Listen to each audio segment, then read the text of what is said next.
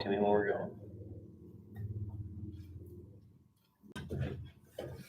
All right, guys. So we are here. We have Q&A with DJ round 2. All right, and we'll be here just as long as you got some questions. We got some stuff to talk about. I do have a special guest joining me tonight, so it won't just be me staring at the camera, aimlessly hoping that you ask a question. So somebody to at least talk to, I guess, while we're waiting for you to do your part. I want to introduce. This is a former member of the U.S. Coast Guard. All right, we've got a TCU alum, current law student at UNT Law School. It is none other than my little brother, Jacob Smith. Go ahead and come on up here, Jacob. Everyone's round of applause in the back. We've got crazy amount of crowd in the back. Everybody just settle down, be quiet. So Jacob is my little brother. He is exactly like 4.5 years younger than me. So right now you're 28, gonna turn 29. So I'm 33. So when we were younger, I would be 5 years older than you right now. And then we'll get to 4.5 in a little bit. So Jacob, tell everybody a little bit about yourself, what you're up to, what's going on, how you're holding up through the quarantine time, all that good stuff. Sure. So I am in law school right now. All of my school and all of my work, I also work for an electrical company, but it's all done online now, and stay cooped up in the house pretty good. But I'm still able to work, and I'm still able to do my school, so very blessed. Nice. Yeah, same here. We're stuck at home with the kids and homeschooling and all that good stuff. And so you jumped at the opportunity to do this. It seemed like it was like get out of the house. So yeah, just to see somebody new. Yeah, I know. Crazy. So we haven't practiced very good social distancing. Ben is here helping us tonight. He is off camera, but he is looking at all the questions and comments. He's our water boy, our coffee guy, straightening up the camera guy. He's doing all the things off screen. So thanks, Ben, for taking care of that. But he is going to be going through the questions that are asked to make sure, number one, they're appropriate. Number two, that it's something that we can answer, and kind of just screening all the stuff for us, helping us out off screen. So thank you, Ben, for that. There we go. There's Ben in action. All right. Throw that back at Ben when you're done with it. Let's see it. Did we hit him? Got it. All right. So we want to ask you guys, all right, just to start off, and Jay, I'll ask you, kind of open it up. What are you guys doing to pass the time right now in quarantine? Like, what are you trying to do to keep yourself busy, just to get through what seems like an extremely long day after long day? So what have you been doing? So most of it is as it was before the quarantine started, just schoolwork and a lot of studying and a lot of reading, but catching up on Netflix for sure. And I also started playing the Switch, and I've been having a lot of fun, like the Mario Odyssey. Okay. No, I don't have that one yet. No. It's a lot. It's like Mario 64, but the new version. Okay. Well, maybe we do have that. I don't know. We have Mario Deluxe, I think.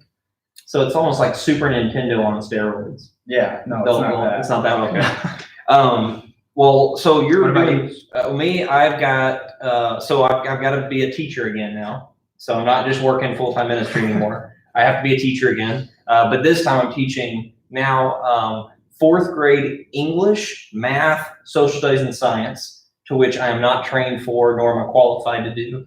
And then I also have to do kindergarten, plethora of subjects as well, which I'm also not certified or qualified to do. A lot of nap time. Huh?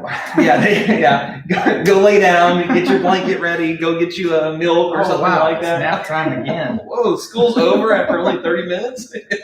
So that's kind of what we got going on at the house. Brittany's still working, so she's blessed to have a job at home as well. So she's working, and I try to basically, I'm like the gatekeeper of our bedroom door because that's where our office is located. And so it's like I'm a hockey goalie, and they're the pucks, and they're just trying to get by each time. So it's like, lay down on the stomach, throw the leg out, keep them from trying to bother her, get in there, right? And all the while trying to make Zoom meetings, all that stuff. So, yeah. One thing I've done though, I've tried to do a lot of reading here lately. So I've a lot of books. I don't know if you're like this. I don't know if it's like a gene thing or something, but I'll start like 6 different books at one time and read 20 pages of each. And so I'll have them all started, but not finished. Oh, yeah. And so I finished like 3 books that I've started in this time. So I finished Erasing Hell by Francis Chan. It sounds like an extremely scary book, but it's really good. Basically just covering like C.S. Lewis type of book. kind of, yeah, just like really deep diving in, but it's talking about like the doctrine of hell and things like that and what the Bible actually says about it versus all the myths and things like that we've learned or heard over the years and stuff. And so that one was really good. Now I finished Case for Christ, which I talked to you a little bit about, see if you had read it. So what do you guys got going on? Ben, what are some of the things that they told you? Well, they haven't told me anything that they've been doing, or Okay. I guess. Okay, so yeah, I have a question about what y'all been doing, or what God has Okay, go taught ahead. you. Who's it from? Antola asks, what has God taught Chrissy. you in quarantine? What has God taught us in the quarantine?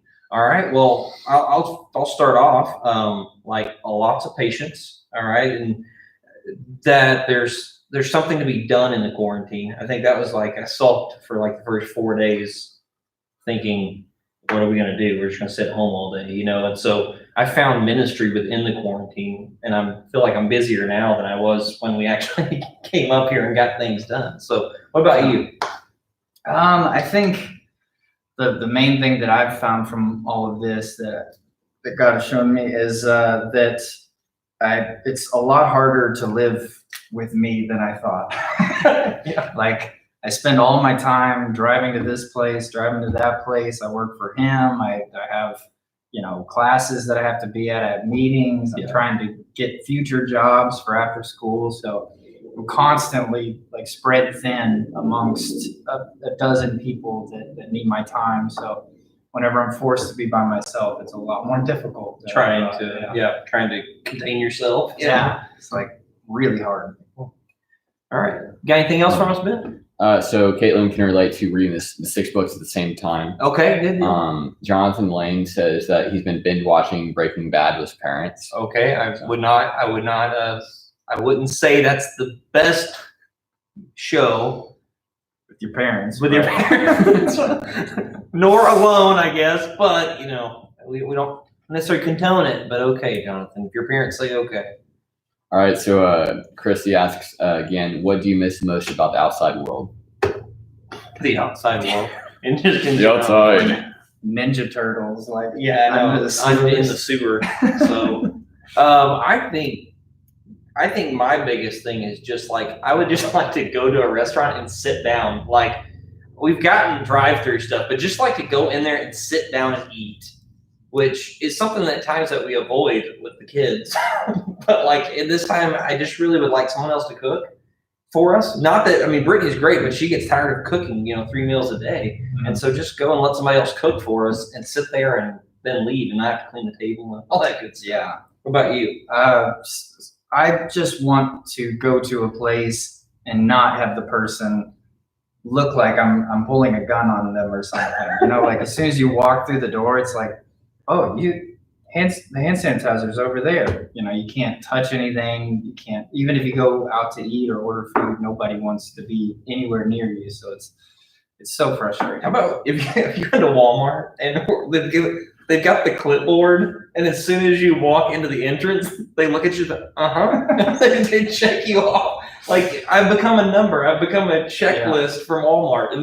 And then when you come back out, they're like, okay, now you have a good day. Like we could not have a good day until we got out of Walmart. Like you're a suspect until you get done picking up all your stuff and putting it in the shopping cart and you get out of Walmart. Yeah, it's the same. If you go to like Home Depot or Lowe's right now, you have to stand in a line before On those 6 foot marks. the entry door, and you stand in a line, and then as soon as someone comes out the exit door, they let someone go in. So it's one in, one out, and that's really weird. Just waiting in line to go. If it's Home Depot, it's not even something that you really want to do. Yeah, You get home with whatever you're buying. Go, thank you for the privilege of buying sandpaper. Yeah, go have fun working on your house. Enjoy yourself. All right, Ben. Anybody else got anything as far as what they've been doing to pass the time? So Chris asks again. There's nothing that they've responded. They're not super talkative today. Okay, Oh. all right. All right. So Jonathan asks Jordan or LeBron Michael Jordan or LeBron for the James? GOAT title. I mean, I don't know. Like, what do you think? I don't know. I Six mean, rings. It could be Jordan, or it could be. I think I don't know if we're talking like legacy or we're talking like one-on-one. Yeah. So I think it's a different question on each. Yeah, he's so much. I mean, LeBron would be so much bigger, right? And Yeah, I mean, he's a freak of nature. yeah, but yeah, as far as legacy, it's Jordan. Yeah. all day, of Yeah. course. I mean, he made the legacy to be broken. It's like everybody's going to now try to live up to Tom Brady's legacy in football. Mm-hmm. So with basketball, it's like Jordan said it. It's going to take a really hard sell to break his and become like all-time greatest, I think. So Yeah, We'll and he raised the bar within that time period. Yeah, So yeah. everybody since has had like the way paved for them right, to be great, and LeBron hasn't paved any new trail. he hasn't like risen above his era. Yeah, you know? exactly. Brittany's been crafting and crying. Crafting and crying. All right, Bernie. Brittany. Oh. Brittany, his sister, actually. Ben's sister, Brittany Jordan. All right, she's been crafting and crying. So we got some. It's fun. So we got like we have some Breaking Bad binges going on. We got crafting and crying. We've got what else did you say, Ben? We have somebody else say something they're doing. Junior just said he's been listening to Samuel on Xbox. Samuel on the Xbox. All right, so obviously playing Xbox and things. So my question: what do we do before the quarantine? That we're crying about now, or like it's so much different, right? So, I mean, for you, it would actually have been driving to school and then driving to work from school, which is a pretty large commute for you. You having to go back and forth. Yeah. And so you saved a lot of time in that, and then also the live time in class and at work. So Mhm. those things are cut out. And then for me, it's driving into work, dropping the kids off, some days picking them up, getting home, meetings, whatever. And so what are some things that you guys have done or did before the quarantine that, you've had to fill that time? What's missing that you've now had to fill the time up with? And I think it's a big thing, because when you cut something out, no matter when you do it, when you cut something out, especially something, as an adult, something as big as work, right? You cut out actually the physical going to work. There's going to be some type of time, whether it's the commute time or whether it's the just interaction with people and stuff. And so you have to fill the time with something. And we've talked about what we filled the time with, sparingly, corralling the kids, homeschool. You got, a lot of your online stuff still at home and stuff. Do you find yourself kind of like a lot of blank time though when you finish? Because you're talking about containing yourself and you're having to, entertain yourself at times. Do you feel like you have a lot of blank time now that you take out the commute and you take out the interaction face to face and stuff like that? Yeah, because now there's so much, like, it's blank time is a good word to describe it, but it's just like this space of time to where you could be doing something productive, but you're like, Right. I could also play the Switch, or I could, Yeah. get caught up on Which Netflix. 4 whatever. hours later, Yeah. you decide, okay, I've played the Switch enough. Oh yeah, for like sure. And so yeah, I do have a lot of that time, a lot of like sitting and thinking, well, I probably should read a couple, chapters or something, but instead I'm probably gonna Yeah, I'm gonna lean towards that. yeah. I think that speaks to how easily distractions can take over, right? Because when we're going to school and we're at work, well, then a lot of times we use those as the distraction time, right? And so it's like, well, I don't have time to do blank because I've got school, I've got extracurricular, for the students, it's, band or sports or whatever is going on with classes or homework. Seems like they throw a crazy amount of homework or stuff at them when they're there. And so now it's like those things are removed. A lot of them are removed. A lot of those time restraints are removed. But it seems like we find any reason whatsoever to try to fill that time rather than something that's good and wholesome with more distractions. It's like, so it's not that those things are become an issue or the problem. It's really, it boils back down to us being our own problem, our own, stumbling block, because we create more distractions for ourselves that we fill our time with, right? I mean, because anybody that's ever said, I don't have time to, let's say, read the Bible, or my prayer time is very short because I've got all these things going on. So, well, those excuses are kind of gone. I mean, if nothing else, you don't have to drive into school. So that gets you at least 20 minutes, if not more, a day. So if that's just your dedicated time that you kind of spend with the Lord, or go into his word, or just converse with him back and forth, I mean, that's more than what we were doing on the other side before quarantine, right? And so, distractions become a big thing. Ben, what do we got? We got some questions coming through over there? Not a whole lot of questions. I just asked what were the biggest distractions for the youth. What do we got? So Chris said kids not being motivated, so he'd always find something else to do instead of getting into God's word. Yeah. And then not a whole lot else I asked a few minutes ago. Okay. It's just that blank space is it's uncomfortable. Yeah. And I think it forces you to kind of go to the path of least resistance, which is usually like Instagram. Something mindless, right? You can scroll and keep scrolling. Have you ever found yourself, I'm old, so Facebook, right? So if I'm on Facebook, like, you ever find yourself just scrolling? And you're like 3 days back now, and you just keep scrolling. You've already seen everything. As if all of a sudden something new is going to pop up finally. Yeah. Why do you think we're so scared of blank space?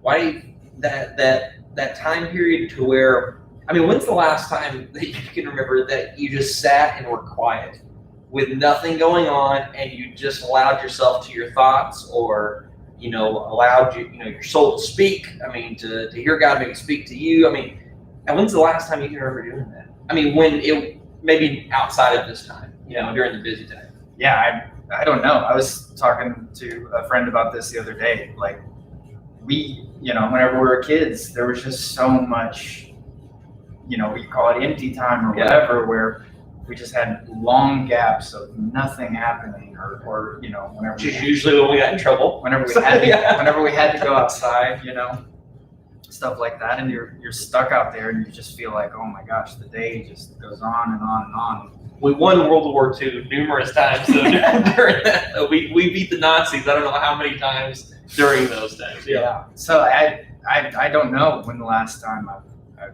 sat and just really sat in that silence with no noise and just because I think it scares us because for me, for the longest time, it was, if I take this time and I don't say anything, or I don't fill it with anything, I'm afraid what I'm going to be asked to do. I'm afraid what I'm going to find out about myself, or maybe my lack of faith during this time. And so, I would just purposely create noise or introduce noise in order to just keep that going, And so, that's the thing with me, is that I think a lot of times I was just scared of what I would hear, because we want to justify our distractions, right? Well, we don't have anything else to do, so why not do this? Or everybody else is doing this, so I'll do this. And so if we have to turn it off and we have to listen to the greatest source of holiness that there is, well, all of a sudden we have to then admit things that are either wrong with us, or things that we need to cut out, or things that we need to add to. That's probably the most terrifying, is having to add things, right, and to what we already consider a busy life. And so, filling that time. I want to, before we see if we have any more questions, because if we don't start getting no questions, we're just gonna cut off Q&A time. There's no something having a Q&A time if no questions are coming through. So I want to look at something real quick. Just in Luke 9, we have this story that comes, and Jesus is talking to some people that, as he's walking down the road, these people are coming up and saying basically that they'll follow him, and they are coming to him, and he says, okay, let's start in verse 57. It says, they were going along the road, and someone said to him, I will follow you wherever you'll go. So this guy just comes up, gung ho, took the time at least to seek Jesus out. But he says, I'll follow you wherever you'll go. And Jesus replies to him and he says, foxes have holes and birds of the air have nests, but the Son of Man has nowhere to lay his head. And then it just cuts off with guy number one. And what it's alluding to or implying is that this guy had a big problem with not having a place to live.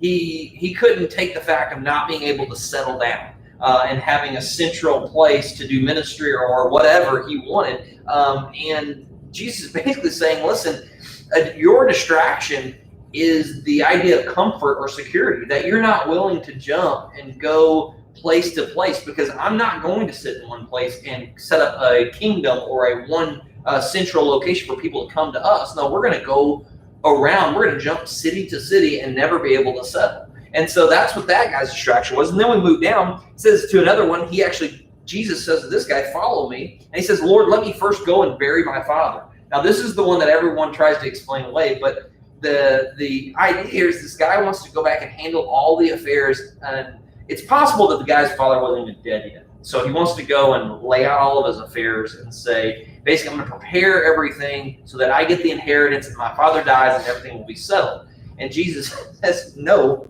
that's not what's going to happen. He says, let the dead go bury their dead. And basically, that stuff's going to happen. Life is going to happen. It's going to go. So this guy's distraction is wanting to make sure that he has his nest egg and everything set before he goes off in ministry. And that's, I think, a lot of teens and adults, for that matter, fall into this of the idea that I want to set myself up and be done with what I want to accomplish. And then what time is left, that's when I go into ministry.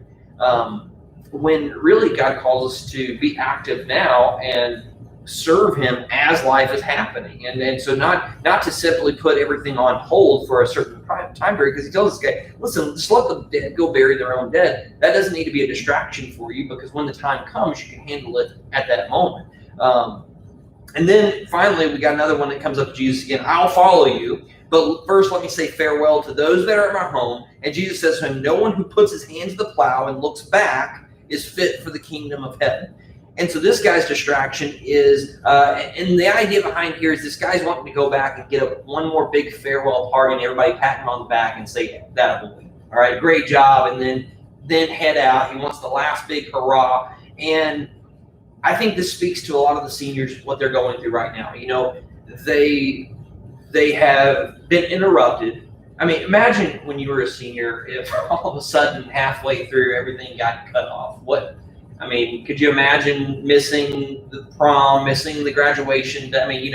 Mom, of course, coming and jumping and hugging our neck and have to take 4,000 pictures because we graduated high school. Imagine, put yourself in those shoes. How would you have felt during that time? No, yeah, I can't believe that. I think about that all the time. And in fact, the people at the school that I'm currently at, they can't graduate either. And that's like graduate level, right, college. And then you can't accept your diploma whenever you go across the state. It's beyond what I can comprehend. Yeah. As an experience for that point in your life, which is supposed to be fun, and also there's supposed to be a little bit of recognition that this 12 years of what the is grueling sort of task that you've trudged through and gotten to. Yeah. And so it's supposed to be a finish line, and it is. It's sad that you don't necessarily get to experience it in that way, but I don't know how I would have reacted if I were in the same place. Yeah, and I know that with our seniors, there's been a overall a very good reaction. They've seemed to turn a corner and try to look ahead, and I think that's exactly what Jesus is saying to this guy right here. He's saying, listen, you're not fit when this life and what it has to offer becomes greater to you than me, because this guy wants to go back and get the party because he feels like that big party and that last big hurrah is so much more important than just leaving it all behind and following Christ in this moment here. And so with our seniors, yes, you missed the hurrah, but I think with ours, and what I'm proud of seeing from them, is that what Pastor likes is because they've pivoted and they have put their focus forward. And so it's, yes, this isn't going to happen. I'm sad about it. I'm frustrated about it, but this is the direction I'm going to go. And I think Christ is saying here is, listen, that's what's going to take to be able to follow me full time is because you can't sit here and look at what you're missing constantly and then trying to follow me at the same time. So these things right here, Christ basically tells them, listen, to put the distractions that are coming up, put them to the side, because I can offer you something better. Even if you spent your whole life looking at these distractions, the moment that you put them down, it can happen today, and then you can follow me. But I think a lot of times when we fill our lives with the distractions, we can't justify saying that we really enjoy this and this takes up most of our time and our focus, and then also I love Jesus and I want to follow him, because I don't think the two quite intermix. I think that these have to be the side things, and Christ has to be the main focus that we follow after. And I honestly believe that's really what the story, the concept of the entire story here is, that, listen, you got to be willing to leave it all behind and follow me. And if you're not, then you're not really following me. And so it's not that he won't allow you to do some of these things or allow you to accomplish these things, but the focal point and the filter of it is, are you following Christ in that? So yeah, and I think another good point, it seems there, is that all of the distractions aren't necessarily a bad thing. That not that they're not bad as in turning you away from Jesus, but the idea that the things that they thought they were doing were productive.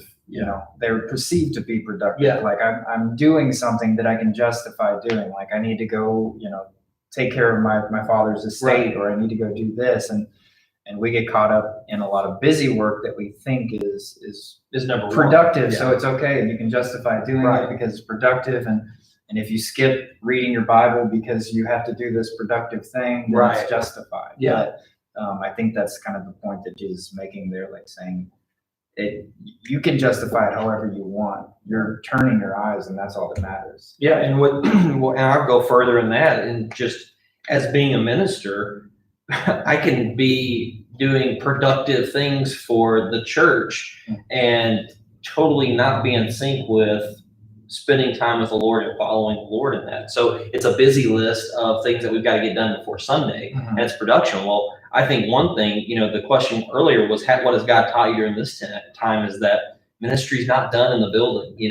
We haven't needed this whole facility for this whole time. We could have shot the live streams wherever and whatnot. And so being outside of this place and doing ministry, even when this building isn't available, is much more important than just trying to get the program to run, right? Mhm. And so that's one thing for me that's been interesting to adjust to. Yeah, I think everybody's sort of in that place where Mhm. they're starting to realize that they've spent all this money on the buildings Yeah. and the games and all the entertainment value, whereas this stuff that they have now, just posting a live stream on YouTube. Yeah.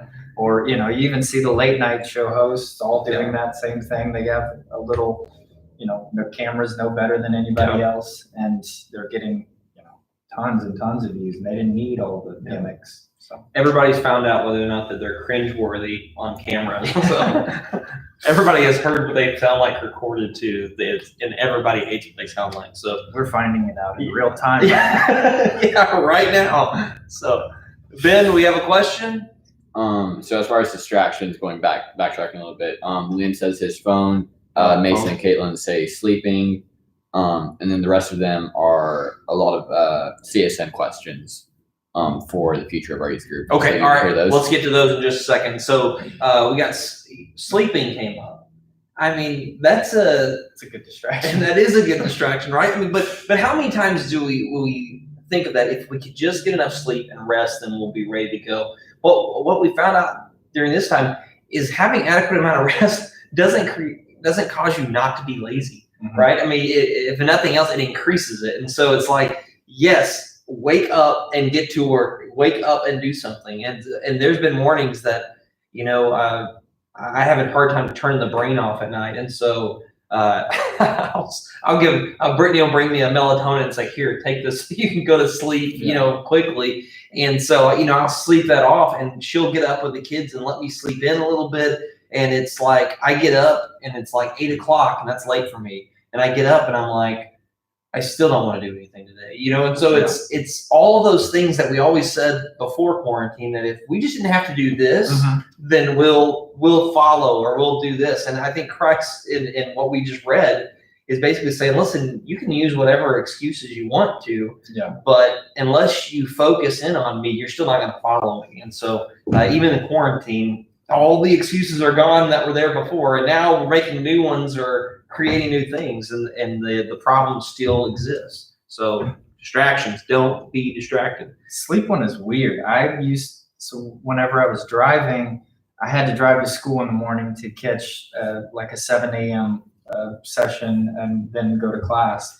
And so I would have to wake up at 4:30 to get to school on time. And then at night I would work, so I wouldn't get home till like 11. And I just kept thinking, like, man, if I just had, like, I would be able to do it all if I could just get like 6 hours. Yeah. And now I like wake up at 10:30 and I'm like, I'll get to it in an hour or so. Yeah. You would think you'd be refreshed and ready to go. All right, Ben, give us some of the CSM questions, what we have coming up. All right. So, what are your plans for ministry after lockdown, or maybe a better way to phrase it as coming out of lockdown?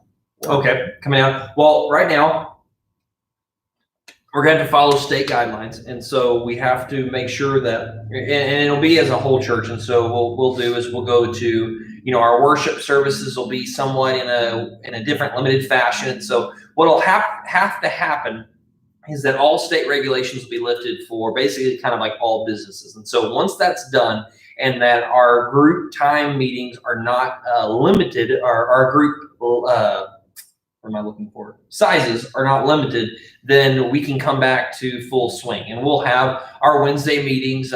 Sundays we're having to work on and adjust a little bit right now, so I can have more on that. But Wednesday we'll come back full swing, midweek meeting, 6:30 to 8 like we've done before. We'll have a lot of fun. I mean, just excited to be back together and things like that. And so we'll put plenty of that out when it gets here. But we are having to wait because those regulations are going to have to be lifted on a city and state levels before that we can make a decision on coming back. Because right now, the fact that we meet Thursdays on YouTube, CSM Live at 7, we can broadcast out. So you have all the ability, just as if you were here, to hear the teaching and things like that.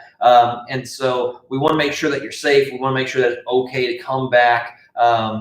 That basically the powers that be have done enough research and a lot of legwork to figure out, hey, it's okay for us to be back in larger group settings. So that's kind of our plan going forward.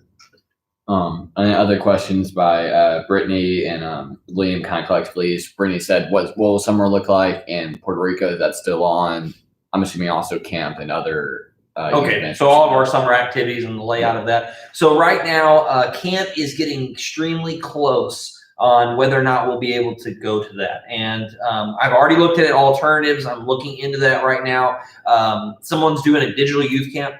There's a meeting tomorrow to talk about what that looks like, because I don't know what a digital camp would be. And so that's up on the table. But right now it depends on the camp itself, but also the time and place that we would come back to. And we've got to take into account a lot of people's jobs, the fact that some people haven't been able to go to work and collect money during this time, and camp will cost money. And so that one right now is right on the line, and it's really Puerto Rico we're not sure about. And the reason being is I actually looked, and if you look at Johns Hopkins website of new cases and death total and all that type of stuff and see the percent increase, Puerto Rico is actually not included in that number, but they do a little excerpt at the bottom. There's actually over 1,000 cases of coronavirus in Puerto Rico right now. And so more than likely, if that number continues to rise there, they will put on travel restrictions, which would obviously lock us out. So we're kind of trying to figure out with the agency that we're going through what's going to happen next. And so it's really kind of on what Puerto Rico does as a country or as a territory, and what U.S. continues to say as far as travel bans and things like that. And so it is a lot of money. If I were you, if you're planning on going, you've signed up with us, I would just continue to hold on to that money, put it in a piggy bank, bank account, whatever you got, and just hold it to the side. And then if we give you the okay, then you have it all just to put on the trip. But if not, then we can refund from the church if you pay on Church Center. So we can get that to you, but it's a little bit of a waiting process after we hit the refund button. But if you have it, just wait, hold on to it, and we'll see what happens. But everything's kind of up in the air for summer right now because we just don't know if we have an upswing in number of cases, if it spreads quickly, if summer all of a sudden kills the virus or strengthens it. Whatever happens with that, we have to respond accordingly. And so if those are the case, then we couldn't go to camp or we can't go to Puerto Rico if that territory shuts down. So. Okay, so Chris once again asks, what's the biggest challenge for you in relationship to the student ministry, and how can we help you be more effective? So what are some of your challenges, I guess? Some of my challenges, besides my mental challenges and physical liabilities? My biggest challenge right now, guys, honestly, is getting collectively the majority of us involved. I'm not going to lie to you. I'm not going to sugarcoat it. We have not gotten a whole lot of response. I mean, we were running, before we were done, on a Sunday or Wednesday, we averaged right at the end 40 to 48, I think is what the number was. Great number, a lot higher than when I first got here. And I mean, that was a good, probably a 4 to 5 week running average right there, somewhere between 40 to 48 students here on either a Sunday or a Wednesday. And so since we've started this whole thing, we delivered, I think 64 care bags to you guys from the names and stuff like that we had collected a few weeks ago. And through this whole time, any type of interaction that we've had, whether it's been online through a teaching session or a Zoom hangout that we've had on Fridays or anything like that, the highest number I think that we've ever gotten to is like 21.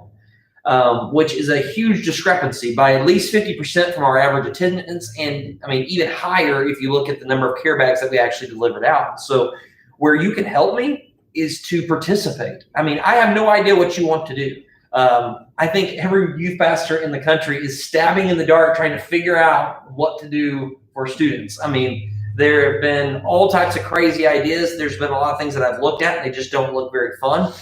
We've tried things and they've fallen flat. We've tried other things and they've had a pretty good response. And so if you have an idea, message us. Stop sitting at your house saying that doesn't sound fun to me and I'm not going to get involved. Message me and give me your best shot, all right? You get to play youth pastor through this entire quarantine. I'll try anything at this point in time, all right? As long as it's appropriate and it's God glorifying in its production, then we'll try it.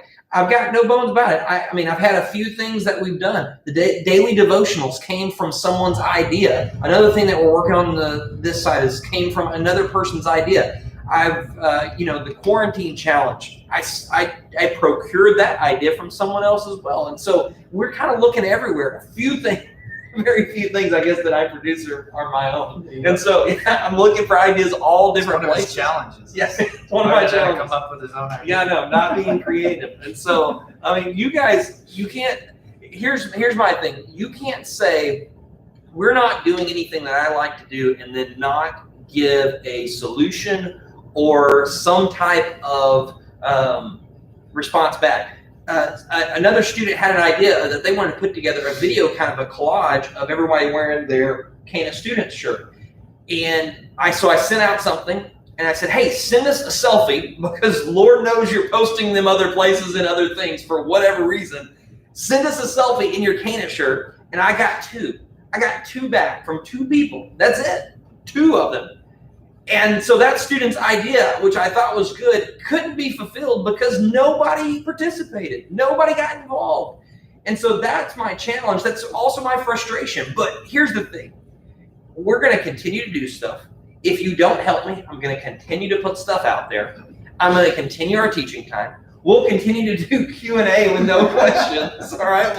We're just going to change the name to like podcast or something just to give us a reason to talk. We're going to continue to put resources out there. You want to know why? Because we're going to be faithful to doing what God's called us to do. We are creating a ministry. We're putting forth a ministry for students. If you don't use the resource, that doesn't fall on us. It falls on us when we don't give you a resource, when we think that you're not important enough to have a resource. But it doesn't fall on us when you choose not to use the resource. I mean, it's like you with law school, right? You can pay money, right? And they'll take your money all day long. But if you don't use your law books, they're not going to come and yell at you for not using your law books. They're just going to fail you, right? I mean, they're just like, whatever. It's just zero tolerance. Exactly. Like, oh, you didn't read the case today for class? Cool. You're sitting in the back and you don't know what to do. That's fine. The University of North Texas has no shortage of people that want to be lawyers. I mean, it's not like, oh, geez, we really got to hold on to Jacob because we don't have a line out the door looking to get into law school, right? So, I mean, if you don't use the resource, it's on you. It falls back on you. So that's my challenge. That's my frustration as a youth pastor. Use the resources and then minister. I mean, even if you don't use our resources, then use other resources and minister. Go to First Burleson. I don't care where you go. Go to the Village Church. Go to Gateway Students. Pull their resources. If you don't like me teaching, I think you're crazy, all right? Because I'm awesome. But if you don't like me, then go listen to somebody you like and then apply what they're telling you to do. I mean, for the life of me, I can't understand in this time just doing nothing, no ministry whatsoever. I mean, this is the time to take your shot, to try your ideas. We've had a gospel team that's put together a template that we want to send out, but we basically very short, concise one to be able to send out in an Instagram DM or a text message, something that's very short, but that gets to the point about what the gospel is. And so, we're creating things. We're putting resources out there. Use them. Get involved. Participate. And I think a lot of it comes into just wallowing that we wish this time wasn't going on. Well, pastor actually preached this morning and he says, either you can complain or you can just get to work. And honestly, there's just no reason to complain anymore. It is what it is. We're not going to change it. So move forward, take a step, get to work. So that's my rant. That's my challenge, my frustration, and that's my hope. All right. So Ben, what do we got? So we got one other question, and after that, we're pretty much out of questions. Okay. We need to start asking those. Shaking your phone? My phone just went into like the. Give me the questions. Yeah, Give me the no. questions. So Caitlin asks, going back to the production or whatever, productivity, which do you think is more important during times like these? Productivity during quarantine or taking time to just focus on the Lord? Or must there be a balance or an equal balance to that? Who do you think? I would lean towards the balance, hopefully. Of course, both of those things are important. Like we talked about before, one can kind of tip in the direction where you are being very productive, but it's drawing from time that you should be spending in the Word or in prayer or in meditation and time spent just alone, which is important as well. So yeah, I would lean towards the balance. It's juggling those things. Yeah. I think that I think they might can come in a certain like 1-2 punch because I think that and I think you're right. I think that the balance is got to be there because you can lean heavily on other stuff because you can go just spending time with God, which really is going to be increased reading and increased prayer time, right? But even in that point in time, you can become just self-focused, right? Depending on how you're going to that time and how you're entering that time with the Lord. And then if you're doing on the other side, then you become like me and you've got, your 50 tasks that you have to complete and you feel like you got something done, but really we're going to move closer to God in that time period if you go all the way to the other side. So I think it starts with, that they feed off of each other. So that time with God is going to produce or create productivity. Because if we go to God's word in a way to say, what do you have for me? Because the idea is to take the word and then to apply it. I mean, if you don't apply it, you can read it all day long. You can gain whatever head knowledge, but it doesn't matter. It's not changing your life if it's not being applied. And so you read it, okay, God, I'm coming into this time with you. What do you have for me? I want to spend some time with you. I think that your productivity is going to be created or going to be fueled in that time with the Lord. So I think as you go to it and say, okay, Lord, I'm coming to you first. I'm going to start with time with you, and then I'm going to see how you want me to be productive from that. So 1-2 punch, honestly, to answer Caitlin's question. You got anything else, Ben? I got a question for Jacob. Yes. So, how did you come to Christ? Oh wow, that's a good one. Well, how far back do I want to go with this? Summer camp, right? Yeah, summer camp. I was trying to think. So we. Are you looking for the year? Because I know what year. No, I know the year. Okay. I know the day and everything. But I'm trying to think of the setup for it. But we went to summer camp. Basically, the DJ met Brittany, who I'm sure you all know, and she drug us to her church very lovingly. We meant that in the best way. And she didn't drag me. I willingly went. I drug you. he drugged me, Yeah. yes. And yeah, we just became really surrounded by that youth group. It was a great group, and we were all woven. We were all just ingrained in that at the time, and so we went to church camp. It was it my first year at church camp? That was your first year, yeah. Yeah, so my first year at church camp, and it was the last night. I believe so. Thursday night. Yeah. Yeah, it was I think you and Brittany actually got saved on the same night. it was the last night before we left, and we had a great speaker, and it was just overwhelming conviction, and I couldn't run from it anymore. There had been multiple. I had been religious before as a child, and had gone to church in different forms, and I enjoyed church, and I enjoyed all of it, but it never really hit me until that summer camp. And though I had gone through the motions of getting saved and Praying the prayer. and everything prior, whenever I was much younger, it wasn't until that moment that conviction opened my eyes to the fact of what I was sort of missing in my life, and it was a great moment. Yep. With Lyle Wallace, if he's watching. So Liam asks, what would you say people are struggling with the most? What do I think people are What struggling do you with think the people are most? struggling with? Slow Wi-Fi speeds. Have Liam clarify, like what? Well, he added an "and," but he didn't finish it. So Okay. the end. Come on, Liam, give us more. Give us What are they more. struggling with the most? What to do when you realize Let's run just out leave- of toilet paper? Let's just leave this totally open-ended. Come up with a bunch of answers. Have you been to Walmart? Has he been to Walmart? Sure. That's a struggle. It's a struggle. That's right. Um, Getting an elephant through the front door would be a struggle. Grubhub can't speed up their Yeah. meal delivery service. We tried DoorDash, and the guy it was an odd exchange. He came to the door, knocked on it, and it was very strict. So he puts it down in this bag, and I open the door, and we've had just the main wooden door open, and so you got the glass one locked, and you just let some light in. There is an outside world, And so this guy comes, and he sits it down, knocks on the door. We can all see him. He then walks 6 feet away to the end of our walkway, turns around, puts his hands on his hips, and just stares at us as we open the door. I didn't know if he's gonna rob us or what. But he's just sitting there and just stares at us. And I open the door and I pick up the food. I'm like, thanks, no problem.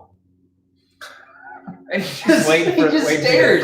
And I'm like, can I take this? Is it okay? We've already paid you. I don't know what to do. So I just kind of took it. And I locked my door back, and then I just shut the main door, and he just never moved. I was like, bye. So just roll up the dollar bill and throw it at me. Yeah, I don't know, because we tipped him too. We've done everything. And I don't know. Maybe you just need confirmation that we took it into the house and sealed the door off from the world. Yeah. What's that? The other day, so we ordered pizza. And so I ordered Pizza Hut, and this is a funny story. And so they Thanks for prefacing it with, I wanted to make sure that you understood there was a punchline this coming and you needed is a story. this is a You funny don't story. want- And so the pizza never came. We ordered Pizza Hut, and it already said it was gonna take forever, like 40 minutes. Well, it gets to an hour and it's still not there. And Brittany's like, what happened to the pizza? Maybe we should give them a call. So I call them up, and actually I was like, it's gonna be here. They're just busy, a lot of stuff's going on. It gets to an hour and 20 minutes now. So now we're 40 minutes over time. And so I call them. I say, hey, where'd our pizza go? They never got delivered. You're not that far down the road. And so, are you backed up? Well, what's your name? I was like, well, it's under Pope, P-O-P-E, it should be on 1409 Lauren, just put that out on YouTube Live. All right. Don't come after me. All right. So, and Social security number 531. Okay, bank number also. So this is the credit card that I use. And so, anyways, I'm like, that's where we're at. And he says, well, let me check. He said, that's already been delivered. I'm like, well, I'm here and it's never shown up. And he said, well, let me call the delivery guy. So he calls the delivery guy, and the delivery guy, I guess he says, oh, I misread the number. I thought it was 1400, not 1409. And I delivered it. And so I'm like, well, I don't live there, so I still want pizza. Like, what's the problem? What do you do? Sir, we'll refund it. Or you can take pizza, we'll give you a credit. You can get another one at another time or whatever. We're really sorry. The delivery guy comes up. I open the door. He goes, I delivered it to that guy right there. And he just waved me off and said, no problem. Like everything was okay. The guy, and I just go out there and I'm like glaring across the street. Like I want him to come out of his house because I want him to know that he got my pizza and I paid for it. And he knew it wasn't his, because when you don't order a pizza and the delivery guy drops it off with you and you just take it. Who does that? Can you imagine whenever he walked up to the door and he's like, I'm not sure if I have the right house. And he's like, no, that's right. You're definitely correct. No, that's the one. Did I tip you? I can't remember what I did online. Yeah, he goes, you're the one who ordered the pepper. Yeah, that one. Yeah. I don't care what it is. I'm going to take it. Pineapple? Yeah. I don't work pineapple. It's ridiculous. Communist. All right. So, anyways, yeah, I feel bad because we order a lot of stuff on Amazon. Like I've ordered masks on Amazon and all kinds of stuff that I need, food and stuff. But it's really bad. Like whenever the other night I get a knock on the door at like 8 o'clock in the evening, and some dude's like sweating and he's so tired and he's like got this package and he's holding it out. I was like, oh, okay, thanks, man. And I take it. And he obviously went through a lot of trouble. And then I opened it and it was just my toothbrush heads from my electric toothbrush. That guy. So this guy's that guy put his life on the line. Risking his life. He's got his mask on. Not so you can get a toothbrush, but you can get your preferred toothbrush head. Yeah, for my electric toothbrush, the little tiny head. I wonder what he went through to get to your apartment. Like, was the gates locked? Did he climb over? His truck is parked 2 blocks down. Breaking all kinds of coronavirus laws. Yeah, it's awesome. It's sad to see. All right, Ben. You got anything else before we wrap it up? Your wife face palmed at giving all of YouTube your address. And Chris asks. Remind me to take away her YouTube access. Once again, Chris asks, will Puerto Rico be rescheduled if we don't have it to a later date, or would we just refund and do something else? Yeah. So with Puerto Rico, if we have to cancel it, there's not a whole lot of opportunity to push back this year. It would be something that we would have to look at possibly 2021 or the next year even, because the way that it works right now is that we basically pick the latest week really in August that we could before school would start back up in like a couple of weeks. And so it wouldn't be for 2020 summer if we were to reschedule. So is that the last one we got, Ben? Yeah, there's not very many other questions other than what's your favorite Mountain Dew? Which Mountain Dew is the best? Which Mountain Dew is Baja Blast. going Baja Blast? Yeah. Code Red was huge for a while, but I'll go with original. Original. Those are Spytronic. Yeah, just original Mountain Dew. That's not even an option. That is an option. That original Mountain Dew. What flavor is it? Huh? What flavor? It's Mountain Dew. Was it? It is the Mountain Dew. Give us another one, Ben. So going Rapid back fire. all the way back up to Liam's question. Okay. I think he meant where he was going for what can we do to help people that are struggling the most? Because he has an open-ended question. What do you think people are struggling with the most? And then he goes, how do you think we can help? How can we help with How can people we that are help? struggling the most during this time? I think so. I'm gonna twist it spiritually and say that that's where he's going for. All right, and so I think right now that we've got to offer hope. We even as ministers are not necessarily doing the best job of it at times because we're feeling the same brunt of everything that you are, and so we're quarantined. We can't go out, and I think we just are doing a really great job of reminding everybody that they're quarantined and they can't go out. And so, I honestly, during this time, I think that we've just got to have some more encouragement. Listen, we serve a Savior that's not confined by any type of quarantine. He moves, he acts as he pleases, he's in control. If you watched on Thursday, that he sits on the throne and that all of his greatness and glory speaks to the entire earth and universe. And so he is not confined by space or time, and there is hope for us in him. And so this is not like something that took him by. It's not like God looked down one day and said, oh, geez, there's a quarantine. I didn't know that was going to happen. I mean, it's like he knows and he's in control. And so just allowing them to understand, listen, if you know Christ, that there is hope for tomorrow. I mean, the song, because he lives, I can face tomorrow. And that's the same thing that we go through right now. And so, then this is empty. I gotta get it out of my hand. All right. And so, thank you, Ben. All right. Bill, making you work over there. Tear the top off. That's made for live TV right there. All right. We got the whole table wet. My Bible's wet and everything else. So I think to help people that are struggling right now, remind them that there is a hope. And if they don't know that hope at all, if they never made it their own, then that's a perfect opportunity. And right now is the opportunity to witness about the hope that you have in Christ and why you're not worried. You might be saddened, you might be a little grieving, but you have hope and you have expectant joy to come, that it's not always going to be like this, that there is something to live for and there's something to do and get to work to right now and be on mission. So anything to add? No, I agree. I just think you can take a big step just by connecting with people. I mean, message all of your friends and family, and or phone call somebody. That would be crazy. No, I wouldn't dare.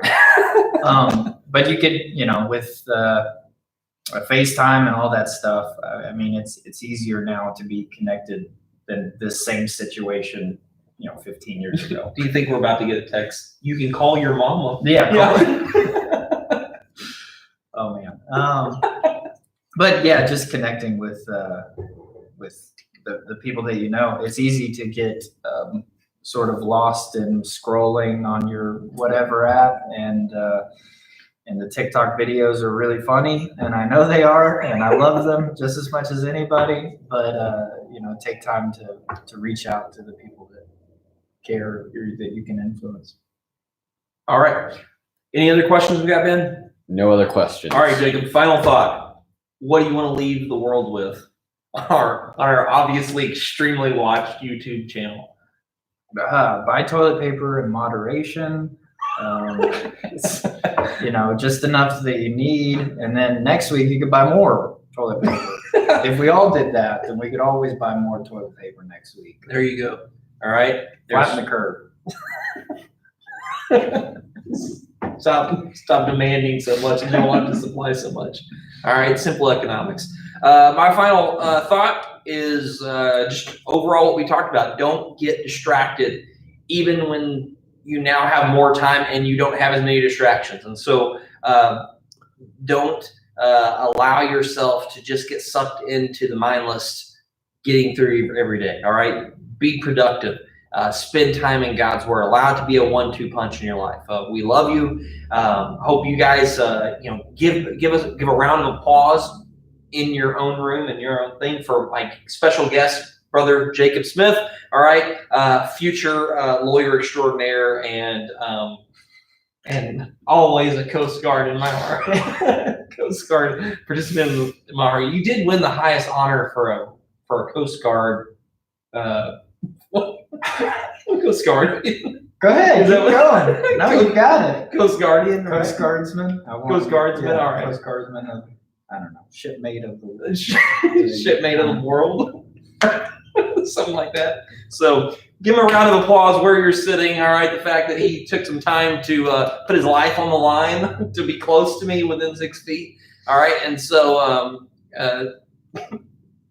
thank you. All right. I love you. And you guys tune in again. We hope to do this again. We'll probably call it a podcast next time that you can ask questions for. And so make sure we are only 25 subscribers away from being at 100 for this YouTube channel. If we get to 100, we can customize our URL and it looks cooler when you push it out. I guess that a lot of people are like raving about that. So if you haven't subscribed, go subscribe and encourage somebody else to subscribe as well.